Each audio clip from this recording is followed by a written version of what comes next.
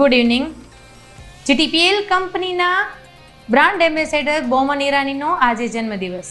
તો તેઓને જન્મદિવસની શુભેચ્છાઓ સહ જીટીપીએલ જુનાગઢ ન્યૂઝમાં આપ સૌનું સ્વાગત છે. જોઈએ આજના વિગતવાર સમાચારોની હેડલાઇન્સ. 100 સુનાર કી એક લુહાર કી. મતદારોના ગઈકાલના મિશ્ર વલણથી રાજકીય પક્ષો પણ ગરમથલમાં. અણધાર્યા પરિણામનો મળી રહ્યો છે વર્તારો. બીજા તબક્કાના મતદાન માટે ઉત્તર અને મધ્ય ગુજરાત ધમરોળતા રાજકીય આગેવાનો. કાલે સાંજે પ્રચાર થશે બંધ.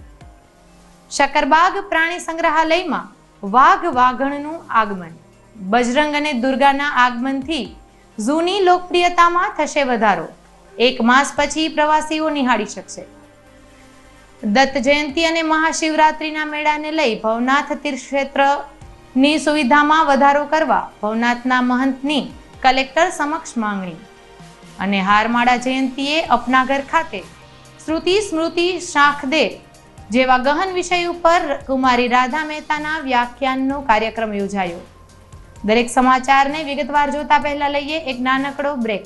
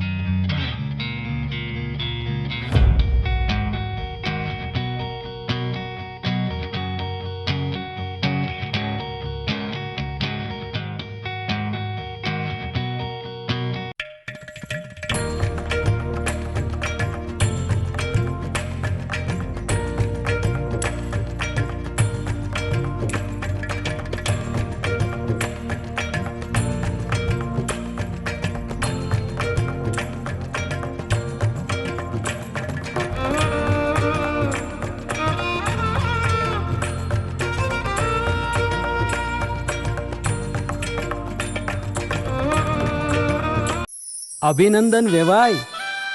એ આજનો દિવસ આપણા માટે ખૂબ શુભ છે, કેમ કે તમારી દીકરી નિશા અને મારા દીકરા સંજુના લગ્નની તારીખ નક્કી થઈ ગઈ ને. હાજી હાજી પપ્પા, લગ્નની તારીખ તો નક્કી થઈ ગઈ, પણ લગ્ન માટેની જ્વેલરીઓ? સંજુ બેટા, તારા દાદાજીના વખતથી ચોકસી હીરાલાલ મકનજીની જૂની પેઢી છે ને, એની સાથે આપણો વર્ષો જૂનો ઘરોબો છે, જે અત્યારે જય ભવાની જ્વેલર્સના નામે ફેમસ છે બેટા. જય ભવાની જ્વેલર્સ મતલબ ચોકસી બજાર જુનાગઢ? તમે પણ જય ભવાની જ્વેલર્સ સાથે?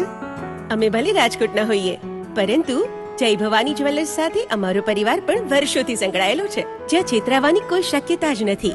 આને કહેવાય સોનામાં સુગંધ ભળી. વાવ બેટા, ચાલો આપણે સૌ જઈએ જય ભવાની જ્વેલર્સના શોરૂમ પર. તમે લોકો જઈ આવો, હું રસોઈ બનાવી રાખું. લક્ષ્મી, આપણા દીકરાના લગ્નમાં થોડા દાગીના તારા માટે થઈ જાય. હે ચાલો મમ્મી. ચાલો ચાલ બેટા.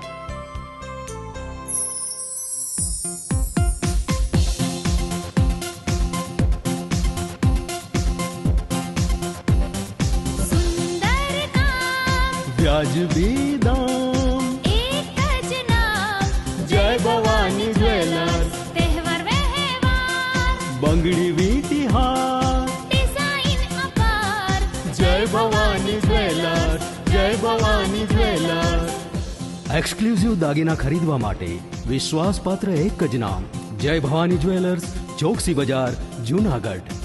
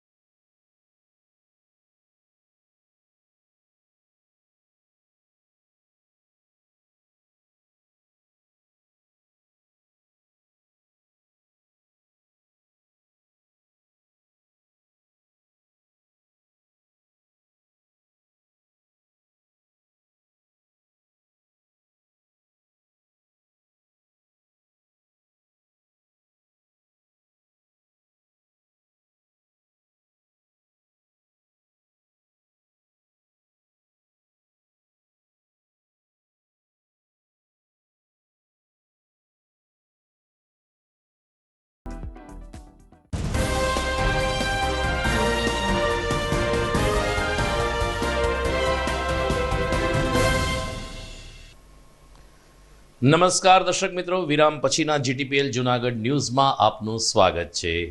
ગઈકાલે સમગ્ર ગુજરાતમાં પ્રથમ તબક્કાની 89 બેઠક ઉપર જ્યારે મતદાન થયું ત્યારે મોડી રાત્રે રાજ્ય ચૂંટણી પંચે સત્તાવાર રીતે ગુજરાતની 89 બેઠક માટે 63.14% મતદાન થયું હોવાનું જાહેર કર્યું છે.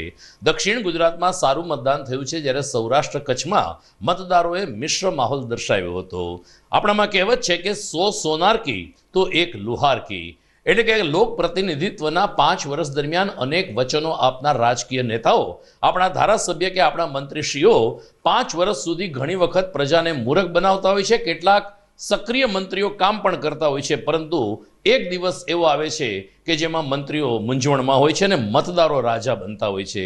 ગુજરાતની 89 બેઠક માટે ગઈકાલે આ દિવસ હતો. મતદારોના અકળ વલણને કારણે સૌરાષ્ટ્ર કચ્છની 48 બેઠક ઉપર કદાચ અણધાર્યા પરિણામ આવે તેવો પણ વર્તારો કાઢવામાં આવ્યો છે. કારણ કે ગત ચૂંટણી કરતાં આ વખતે 5 થી 6% મતદાન ઓછું થયું છે. ત્યારે આ ઓછું મતદાન કોને નુકસાન કરશે અને ત્રિપાંખીયા જંગમાં કયા રાજકીય પક્ષને વધારે નુકસાન થશે એનો ખ્યાલ તો 8મી ડિસેમ્બરે આવશે. પરંતુ ગઈકાલના મતદાને ભલભલા રાજકીય તજજ્ઞોને પણ મૂંઝવણમાં મૂકી દીધા છે. જુનાગઢની વાત કરીએ તો જુનાગઢમાં જે રીતે 5 વિધાનસભામાં મતદાન થયું છે એ આ મુજબ થયું.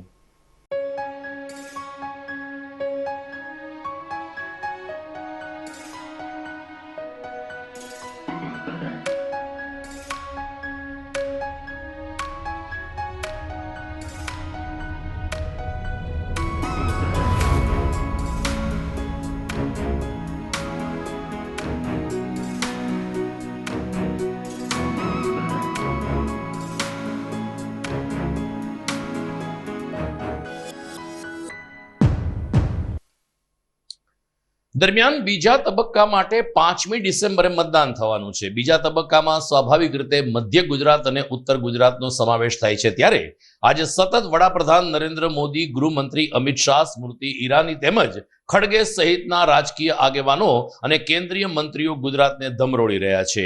મધ્ય ગુજરાત અને ઉત્તર ગુજરાતમાં જે 93 બેઠક માટે 5મી ડિસેમ્બરે મતદાન થવાનું છે તેનો પ્રચાર આવતીકાલે સાંજે બંધ થવાનો છે. ત્યારે પ્રચારના આજે છેલ્લે દિવસે કહી શકાય એવા નરેન્દ્ર મોદીએ પાટણ ખાતે જાહેર સભાને સંબોધન કર્યું હતું.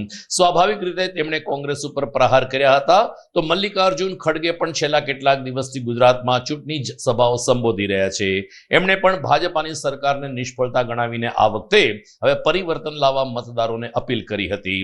ગૃહમંત્રી અમિતભાઈ શાહ, સ્મૃતિ ઈરાની સહિત ભાજપના દિગ્ગજ નેતાઓ ઉત્તર ગુજરાત અને મધ્ય ગુજરાતમાં તબક્કાવાર જાહેર સભાઓ સંબોધી રહ્યા છે, રોડ શો કરી રહ્યા છે. ત્યારે જોવાનું એ રહે છે કે 5મી ડિસેમ્બરે આ 93 બેઠક ઉપર કેટલું મતદાન થાય છે. રાજ્યમાં જ્યારે ચૂંટણીનો માહોલ છે, રાજકીય માહોલ છે, ત્યારે બીજા એક મહત્વના સમાચાર ઉપર ધ્યાન કેન્દ્રિત કરીએ તો ગુજરાત સરકારે નવા શૈક્ષણિક સત્રથી બાળકોને સ્કૂલમાં બેસાડવાની ઉંમર 5 વર્ષથી વધારીને 6 વર્ષ કરી છે. અત્યાર સુધી રાજ્યમાં 5 વર્ષનું બાળક સ્કૂલમાં એટલે કે લોઅર કેજીમાં એડમિશન લઈ શકતું હતું. પરંતુ નવી શૈક્ષણિક નીતિ અને કેન્દ્ર સરકારની ગાઈડલાઈન મુજબ નવા શૈક્ષણિક સત્ર એટલે કે જૂન 2023થી જ્યાં સુધી બાળકની ઉંમર 6 વર્ષની પૂરી નહીં થાય ત્યાં સુધી એ સ્કૂલમાં એડમિશનને લાયક નહીં બની શકે. શિક્ષણ વિભાગના આ નિર્ણયનો કડક અમલ કરવા સરકારી ઉપરાંત તમામ સ્વનિર્ભર ખાનગી શાળાઓને તાકીદ કરવામાં આવી છે. હવે બાળક 6 વર્ષનું થશે ત્યારથી તે ભણતરની શરૂઆત કરશે. જીટીપીએલ જુનાગઢ ન્યૂઝમાં સમય થઈ ગયો છે વિરામનો.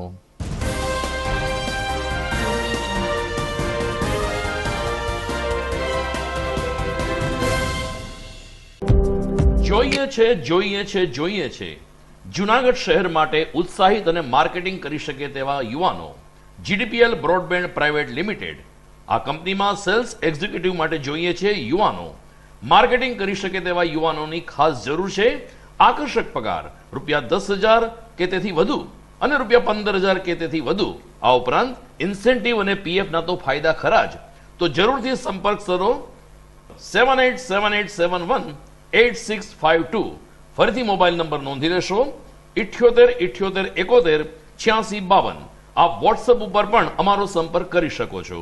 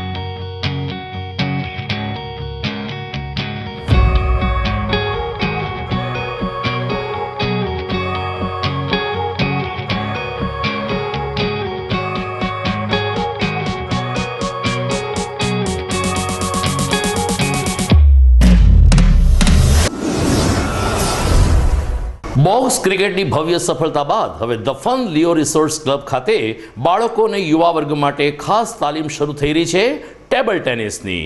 જી હા, ધ ફન લિયો રિસોર્ટ્સ ક્લબના સ્પોર્ટ્સ સંકુલમાં ટેબલ ટેનિસની તાલીમ આપવામાં આવશે. 15મી જૂનથી આ તાલીમ વર્ગ શરૂ થઈ ચૂક્યો છે.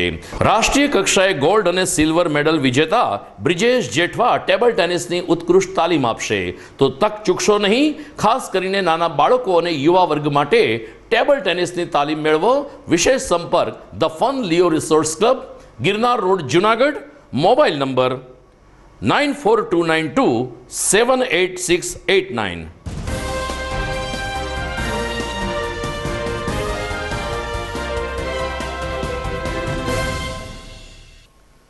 વિરામ બાદ આપનું સ્વાગત છે. જુનાગઢ સકરબાગ પ્રાણી સંગ્રહાલયમાં મુંબઈથી એક વાઘ અને વાઘણનું આગમન થયું છે.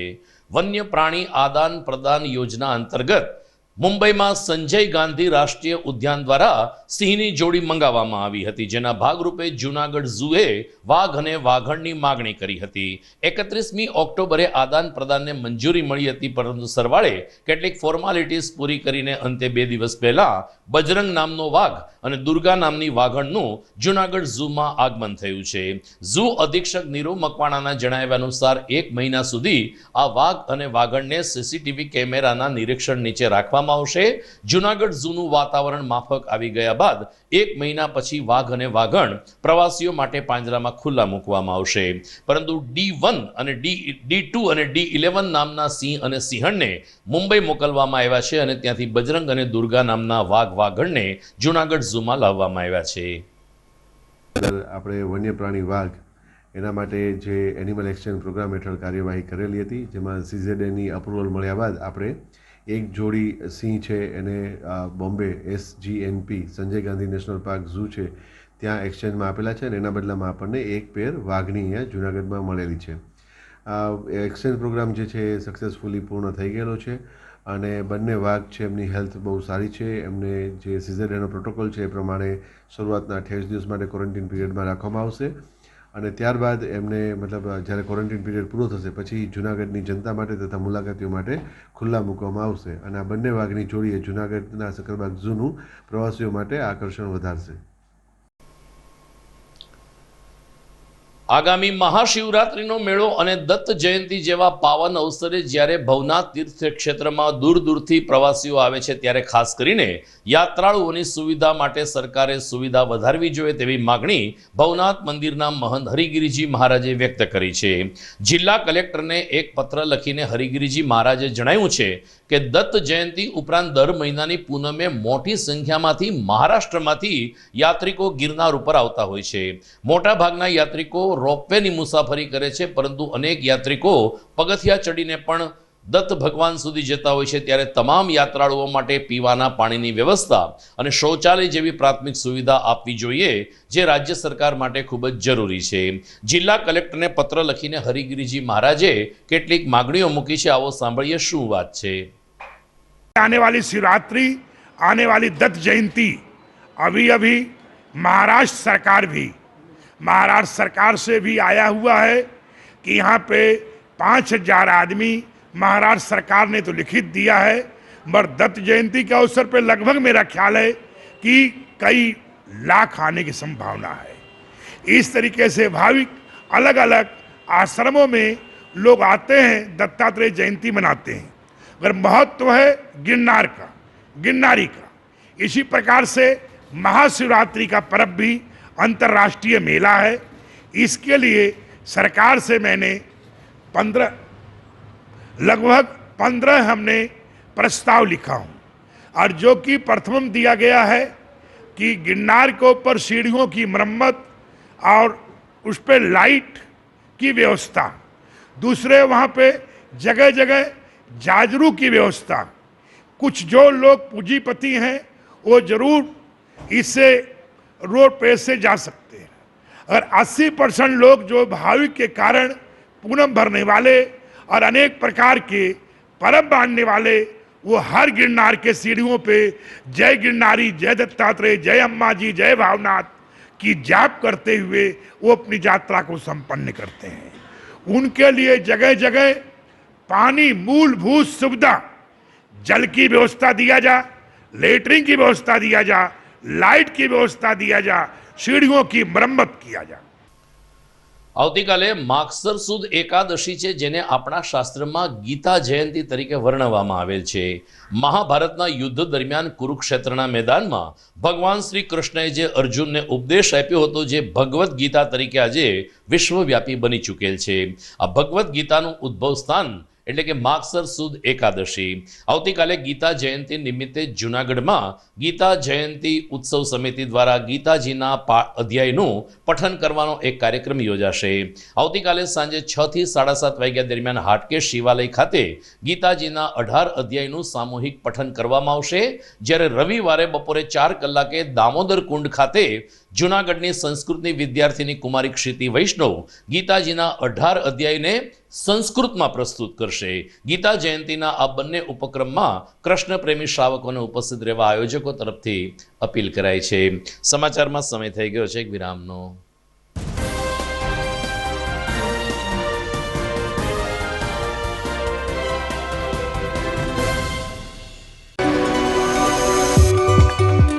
જૂનાગઢના યુવા ક્રિકેટ પ્રેમીઓ માટે આનંદના સમાચાર. જૂનાગઢમાં સૌ પ્રથમ વખત શરૂ થઈ ચૂક્યું છે box cricket. The fun Leo resorts and ક્લબના ભવ્ય ટેરેસ ઉપર બોક્સ ક્રિકેટ.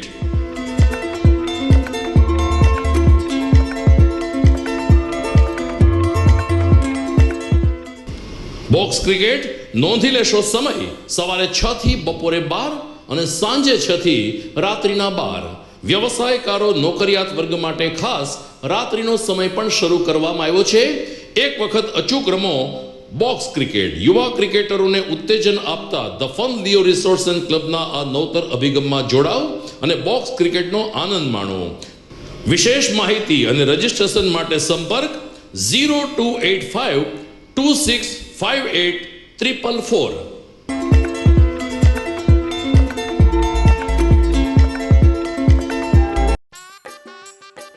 अरे केबल वाले चाचू, अरे हाँ, इनके केबल वाले चाचू किधर है? राहुल, जरा इनके केबल वाले चाचू को बुला करके लाना जल्दी. आप यहाँ खड़े होकर फूल सजा रहे हो, सबका वहाँ बैठकर इंतजार कर रहे हैं. पर ये तो फैमिली फोटोग्राफ है ना? अरे फैमिली फोटोग्राफ है, इसीलिए तो तुमको बुला रहे हैं. आओ जल्दी करो, जल्दी जल्दी जल्दी जल्दी. शाबाश. कुछ रिश्तों के बिना हम सब अधूरे हैं. GTPL, कनेक्शन दिल से.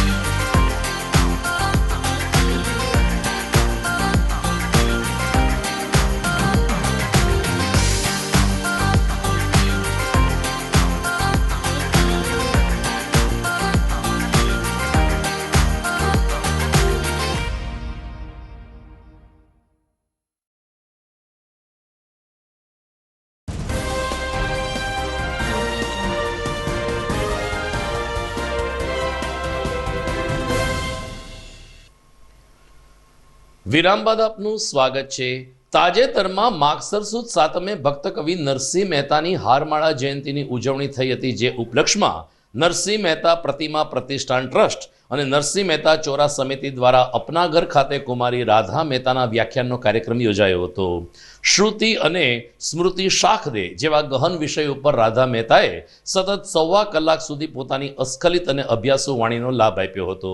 નરસિંહ મહેતા યુનિવર્સિટીના કુલપતિ ડોક્ટર ચેતન ત્રિવેદીના અધ્યક્ષ સ્થાને શરૂ થયેલ આ કાર્યક્રમમાં સ્વાગત કરતા સંસ્થાના પ્રમુખ વિજયભાઈ કિકાણીએ ગિરનાર દરવાજે જે નરસિંહ મહેતાની પ્રતિમા પ્રતિષ્ઠિત કરવામાં આવી છે તેનો ઇતિહાસ ઉપસ્થિત શ્રોતાઓને રજૂ કર્યો હતો. નરસિંહ મહેતા ચોરા સમિતિના પ્રમુખ ધવલભાઈ વસાવડા તેમજ નરસિંહ પ્રેમી શ્રોતાઓ મોટી સંખ્યામાં ઉપસ્થિત રહ્યા હતા. રાધા મહેતાએ પોતાની અભ્યાસુ વાણીમાં ખાસ કરીને નરસિંહ મહેતાનું તત્વજ્ઞાન ક્યારેય આપણે પામી નહીં શકીએ તેટલું ઊંડું છે તેમ જણાવીને આ પ્રકારના આયોજનો તબક્કાવાર યોજવા બદલ બંને સંસ્થાઓને અભિનંદન પાઠવવામાં આવ્યા હતા. પૂજ્ય નરસિંહ મહેતાજીની 567મી હારમાળા જયંતિ પ્રસંગે નરસિંહ મહેતા ચોરા ટ્રસ્ટ, નરસિંહ મહેતા પ્રતિમા પ્રતિષ્ઠાન ટ્રસ્ટના સંયુક્ત ઉપક્રમે સવારે પદો રાખેલા નરસિંહ મહેતાના પ્રભાતિયા અને સાંજે ઝાલર ટાણે નરસિંહ મહેતા પ્રતિમા ટ્રસ્ટ અને ચોરા ટ્રસ્ટના સંયુક્ત ઉપક્રમે કુમારી રાધા મહેતા યુવા વક્તાનું શ્રુતિ સ્મૃતિ શાખદે એ વિષય ઉપર વક્તવ્ય ગોઠવેલું, જેમાં નરસિંહ પ્રેમી, સાહિત્ય પ્રેમી ઉપસ્થિત રહેલા અને બધાએ આ વિષયને માણ્યો, જાણ્યો. અને એ સાથે આ કાર્યક્રમનું અધ્યક્ષ સ્થાન આદરણીય શ્રી ચેતનભાઈ ત્રિવેદી, કુલપતિ શ્રી નરસિંહ મહેતા યુનિવર્સિટી એ શોભાવેલ. જેમ જેમ આગળ વિષય ભણતી ગઈ એમ વધારે ને વધારે ઉપનિષદો વાંચ્યા, ઉપનિષદ પરના ભાષ્યો વાંચ્યા અને દરેક ક્ષણે આ અનુભૂતિ વધારે ને વધારે દ્રઢ થતી ગઈ કે મહેતાજીના પદોમાં આ જ બધા શાસ્ત્રોનો સાર, આ જ બધા શાસ્ત્રોનો નિચોડ આપણી પોતાની, આપણી ગળથૂથીની ભાષામાં મળે છે તો એનાથી વધારે તત્વજ્ઞાનનું સૌંદર્ય બીજું ક્યાંય ન હોય.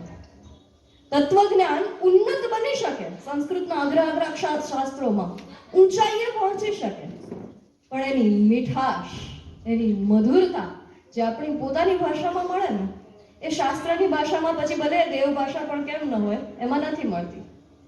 અને માટે આમાં ઊંડી ઉતરતી ગઈ અને વાત કંઈક એવી છે કે એક દરિયો હોય, મીઠાની પૂતળી એ દરિયાનું ઊંડાણ માપવા જાય તો એમાં જેમ જેમ આગળ વધતી જાય એમ એમાં ઉતરતી જાય, ઓગળતી જાય અને ખોવાઈ જાય, પણ દરિયાનો તાગ ન મેળવી શકે. માટે આજની તારીખે પણ આ મહેતાજી રૂપી દરિયાનો તાગ મેળવવો કે શ્રુતિ સ્મૃતિના તાગ મેળવવા એ મારા અસ્તિત્વની પારની ઘટના છે. છતાં પણ સમયાંતરે જે થોડું ઘણું કંઈક ભેગું કર્યું છે એના પછી લગભગ આ 13 વર્ષના ગાળા પછી, 12 વર્ષના ગાળા પછી મારે એમ કહેવું છે કે ત્યારે હું થોડી ખોટી હતી ને વિષય રાખેલો પદમાં ઉપનિષદ, થોડી ભૂલ રહી ગઈ હતી. આજે હું સુધારું છું. વિષય હોવો જોઈતો તો પદ એ જ ઉપનિષદ. જે દીકરીઓએ પોતાના પિતા ગુમાવ્યા છે, સ્વજન ગુમાવ્યા છે, આવા 5 ગરીબ પરિવારની દીકરીના સમૂહ લગ્ન આગામી 4 ડિસેમ્બર અને રવિવારે ઉજવવામાં આવશે. રોકડિયા હનુમાન મંદિર ખાતે આ લગ્નોત્સવનું આયોજન કરવામાં આવ્યું છે. આ સમૂહ લગ્નોત્સવમાં નવયુગલને 100થી વધુ ચીજવસ્તુઓ કરિયાવર રૂપે અર્પણ કરવામાં આવશે તેમ જણાવતા રોકડિયા મંદિરના મહંતશ્રીએ સમૂહ લગ્નોત્સવમાં આશીર્વચન પાઠવા શહેરીજનોને શહેર શ્રેષ્ઠીઓ ઉપસ્થિત રહે તેવી ભારપૂર્વક અપીલ કરી છે. જય શ્યામ. મહંત શ્રી મનોહરદાસજી મહારાજ રોકડિયા હનુમાન મંદિર શ્રી હરિદાસ બાપુની પ્રેરણાથી આ સમૂહ લગ્નનું આયોજન રાખે છે. આગામી તારીખ 4/12/2022ના રોજ ને રવિવારના દિવસે જેમના કોરોનાની અંદર જેમના પિતાજી દેવ થઈ ગયા હોય એવી 5 દીકરી, ગરીબ માની દીકરીના સમૂહ લગ્નનું આયોજન રાખ્યું છે. આ આયોજનની અંદર અમારા સેવકગણ, ભક્તગણનો પણ સારો સપોર્ટ છે અને 108 જેટલી આઈટમો જે કરિયાવરમાં અમે દીકરીને દેવાના છીએ. અને આ વસ્તુની અંદર કોઈને પણ કાંઈ ઈચ્છા હોય તો લાભ રહી શકે છે અને ભક્તજનોને આવવા વિનંતી અપીલ કરીએ છીએ અને આમાં બને એટલું યોગદાન દે એવી અમારી અપીલ છે. જય શ્યામ, જય ગિરનારી. દર્શક મિત્રો, વિદાય લેતા પહેલા જોઈએ મુખ્ય સમાચાર ફરી એકવાર. 100 સુનાર કી એક લુહાર કી. મતદારોના ગઈકાલના મિશ્ર વલણથી રાજકીય પક્ષો પણ ગરમથલમાં. અણધાર્યા પરિણામનો મળી રહ્યો છે વર્તારો. બીજા તબક્કાના મતદાન માટે ઉત્તર અને મધ્ય ગુજરાત ધમરોળતા રાજકીય આગેવાનો. કાલે સાંજે પ્રચાર થશે બંધ. શકરબાગ પ્રાણી સંગ્રહાલયમાં વાઘ વાઘણનું આગમન. બજરંગ અને દુર્ગાના આગમનથી ઝૂની લોકપ્રિયતામાં થશે વધારો. 1 માસ પછી પ્રવાસીઓ નિહાળી શકશે. દત્ત જયંતિ અને મહાશિવરાત્રિના મેળાને લઈ ભવનાથ તીર્થક્ષેત્રની સુવિધામાં વધારો કરવા ભવનાથના મહંતની કલેક્ટર સમક્ષ માંગણી. અને હારમાળા જયંતિએ અપનાગર ખાતે શ્રુતિ સ્મૃતિ શાખદેર જેવા ગહન વિષય ઉપર કુમારી રાધા મહેતાના વ્યાખ્યાનનો કાર્યક્રમ યોજાયો. દર્શક મિત્રો, જૂનાગઢ સહિત સૌરાષ્ટ્ર કચ્છમાં વિધાનસભાની ચૂંટણી પૂર્ણ થઈ છે. જ્યારથી જાહેરનામું બહાર પડ્યું ત્યારથી ગઈકાલે મતદાન પૂર્ણ થયું ત્યાં સુધી જીટીપીએલ જૂનાગઢ ન્યૂઝ ચેનલે ચૂંટણી પંચની માર્ગદર્શિકાનું ચુસ્તપણે પાલન કર્યું છે. ક્યાંય આચાર સંહિતાનો ભંગ ન થાય તેની અમે ખાસ તકેદારી રાખી છે. નિષ્પક્ષ, તટસ્થ અને નિડરતાપૂર્વક અમે અમારા સમાચારો રોજે રોજ રજૂ કરતા રહ્યા છે. ગઈકાલે પણ અમે મતદાનનો જે વિશેષ અહેવાલ પ્રસ્તુત કર્યો તે બદલ અમારા દર્શકો તરફથી અમને અભિનંદન આપતા સંદેશા પણ મળી રહ્યા છે. અમે સૌ આવા દર્શકોનો આભાર માનીએ છીએ અને અમે અમારા દર્શકોને ખાતરી પણ આપીએ છીએ કે જ્યાં સુધી આ પ્રકારનો માહોલ રહેશે ત્યાં સુધી કોઈ પણ રાજકીય ઓથ વગર અથવા તો કોઈ પણ પ્રકારના શેષરમ કે દબાણ વગર અમે તટસ્થ રીતે સમાચાર પ્રસ્તુત કરતા રહીશું. ચૂંટણીમાં અમારા દર્શકો, અમારા વિજ્ઞાપનકારોએ પણ અમને ખૂબ જ સાથ સહકાર આપ્યો છે. સૌની નોંધ લઈએ છીએ. ફરી મળીશું આવતીકાલે. નમસ્કાર.